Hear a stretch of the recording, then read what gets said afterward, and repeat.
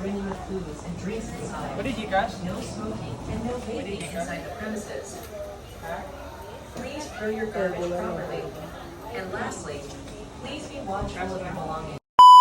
This, they can rotate their head 180 degrees to see on both sides, just like an owl. Tarsier mating season is from October to January. Female tarsier pregnancy is about 6 months and give birth to only one baby tarsier per pregnancy. And the size of the newborn tarsier is just the size of our thumb. A newborn tarsier are already covered in fur, like knives, Kailangan pa natin and mag-ano? able to jump Ganun. within the day of birth. Hindi na. They also do breastfeed their babies from Yo, what's up right people? So, ito na yung part 2 ng aking travel sa Bohol. Medyo na late lang pero ito na. So, after namin mag-zipline, mag-cable car, ito na pumunta na kami sa may tarsier. Ayan, makikita ko na yung mga alagad ko. So, ito yung, hindi ko makita dyan. Wala akong makita dyan na tarsier. Kasi sobrang nasa, sa loob. Ang mga tarsier kasi hindi, basta-basta lumalabas lalo na pag maliwanag. Kung bakit sa dinami-dami na susuotin, naka-brown ka pa talaga. Ayan tuloy, kalapit mo na talaga yung tarsier. So, ito palang pinuntahan namin ay exclusive lang para sa mga tarsier talaga. Kami mag-a-adjust.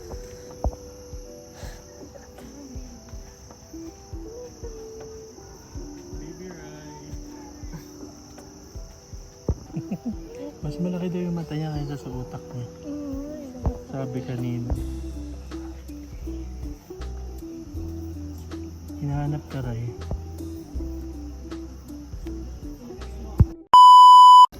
Meron nga palang mga photographer dito na pwedeng magpakuha sa kanila para may maganda ang spot, di ba? Pero bibigyan mo lang sila ng tip. Siyempre, pakonsuelo dahil pinicturean kanila.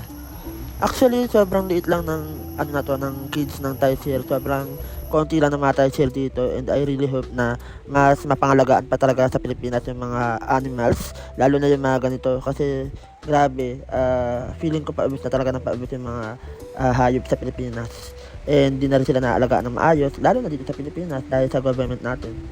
So, ito naman yung mga area kung saan mamimili ka ng mga pasalubong. So, in our case, nakabili na talaga kami. So, hindi na namin kailangan bumili. Saka parang mas mura sa iba compared dito. So, dahil tapos na kami sa Lebok Eco Adventure and Tarsier. So, yung mga paniki. Ay, hindi. Yung mga Tarsier parang paniki pala. Sa gabi lang din sila lumalabas. And territorial din sila sa mga lugar nila. Kaya kapag kinalabit mo sila, feeling nila nasa danger din sila, nagagalit sila, and nagpapakamatay sila kapag sinulong mo sila sa cage. So, at least dito sa lugar na ito, malaya. Nag-yos ka pa? Yosi? Hindi lang tubig. Ay, sama.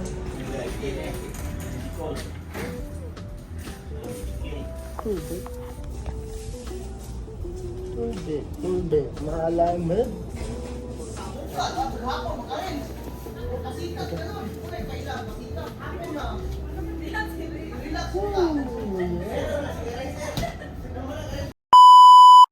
Since nakabili na ako ng mga pasalubong like damit, mga kitchen, magnet, so siyempre hindi mawawala ang pagkain. Mag-grocery muna ang pasalubong na food. Tapos after namin mag-grocery, ito naman, bumili kami ng manok. So kung merong andox, merong baliwag sa Manila, meron silang paeng. So masarap din daw to, kaya tikman natin.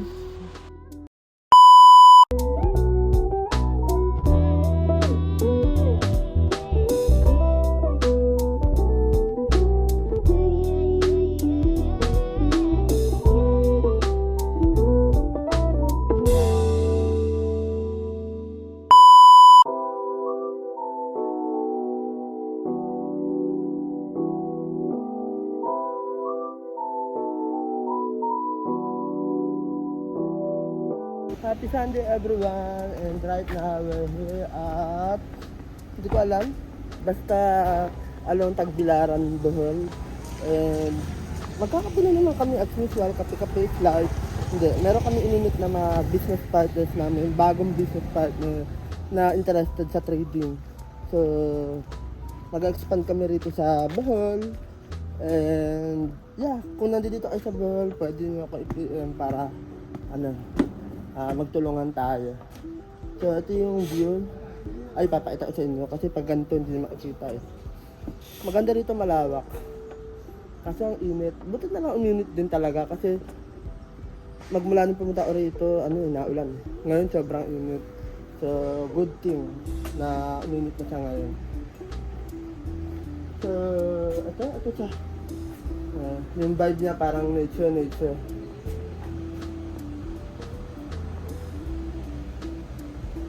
Balikan ko kayo kapag nandito na sila. For now, magka-up kami, tapos dito na rin yata kami magla-lunch. Actually, before to, galing kami ng Panglao Port o Tagbilaran Port kasi hinatid namin yung tropa namin, papunta naman sila ngayon sa Cebu. Tapos, naghatid din kami ng bagong student trader namin na papunta naman siya ng Cagayan de Oro. So, sumakay naman siya ng terminal ng bus. So, yun, dami namin hinatid ngayon.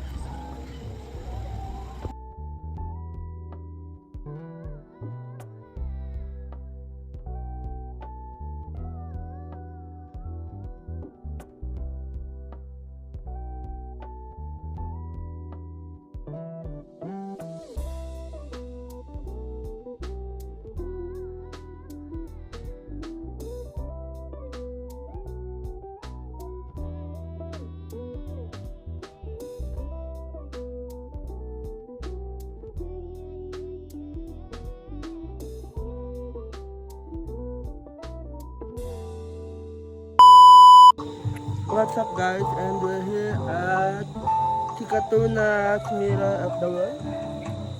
Mirror of the World pala. Mirror of the World. So dito yan sa Bohol na kung saan makikita mo lahat ng mga tourist spot sa iba't ibang bansa. Okay, so dito yung malayo ng Singapore, yung Big Ben, dito rin yung London Bridge. So, marami ka makikita rito mga tourist spot from other countries. So, hindi mo na kailangan pumunta sa ibang bansa para makita sila in person. So, ang ganda lang ng isip na concept ng Bohol. So, makikita mo rito lahat. Okay, kung ano yung hinahanap mo sa ibang bansa, hindi mo na kailangan lumipad. Hindi dito na.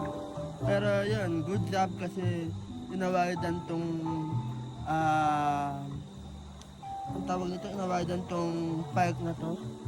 So, one of the most iconic park in the Philippines or in the world, hindi ko rin alam. So, yeah. Tapos, ako lang dito mag-isa kasi yung dalawang kasama ko ay naiwan dahil may dala silang puppy. Okay, may dala silang aso. So, hindi pwede, bawal. I think pwede naman kung may diaper, pero kung walang diaper kasi, hindi talaga siya pwede. So, hintayin ko lang sila and then, babalikan ko kayo.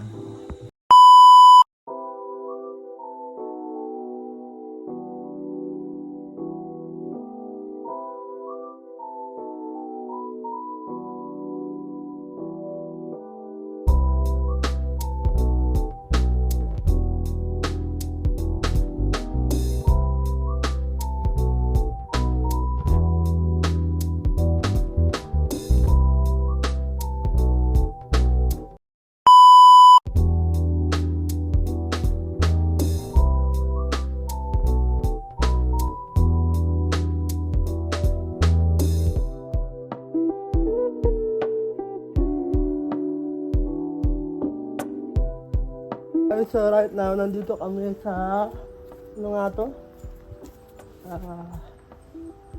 Wilander. Okay. Wilander Resort. Okay, malapit lang to sa Panglao Port. Kasi bukas, uwi na tayo. Siyempre, balik Manila na naman. Pero, yeah, sinulit muna namin ang natitira naming araw dito. Okay. Sila yung mga kasama ko sa December 10 pa. Ako bukas na. Okay, so, almost 1 week din ako dito sa Bohol and it feels so good na ma-recharge ulit, ma-relax, di ba? Kasi sobrang toxic sa Manila, sobrang gulo. Pero nakakamiss din yung city actually. Hindi rin ako sanay ng sobrang tahimik na lugar. And right now, lalabas lang ako para bumili sa 7-Eleven. Buti na lang meron malapit dito ng mga convenience store. So bibili lang ako ng tubig at saka ng makakain namin. Okay, so kanina pa kami rito actually. Kanina pa ako rito naka-check-in kami. And magre-request na rin pala ako ng towel namin kasi walang towel dun sa room pagpunta namin. Anyway, kamusta kayo dyan?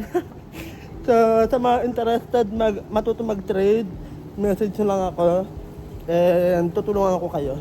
Okay, so lalo na yung mga zero knowledge talaga, yung mga basic, wala talagang idea about trading. So, kung interested kayo, i-message nyo lang ako. Yun lang.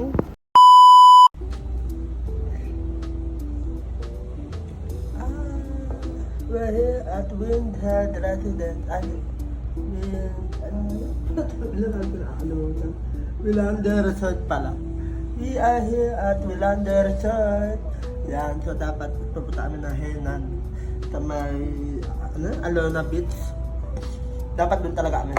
Yun yung first plan. Pero dahil biglaan at saka medyo pricey na, wala nang masyadong time para maghanap pa ng iba. Tapos sakto na daanan namin to. Kaya yun, dito kami napadpad and sulit naman, maganda naman.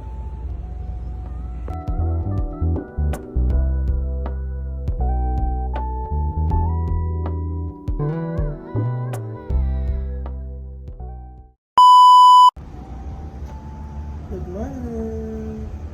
Wake up like this. Grabe, sarap dito. Nakaka-relax. So, mamaya, abang-abang na lang tayo sa mga susunod na ganap natin. Meron pa kami papuntahang fiesta. Yan, ay kikain kami doon. So, see you! Bye for now, Bohol. Sobrang na-enjoy ko ang 1 week na stay ko dito. And sana sa pagbalik ko, mas marami pa akong mga activity na magawa and mas marami pa akong mga tourist spot na mapuntahan. Yun lang. Like, share, and subscribe.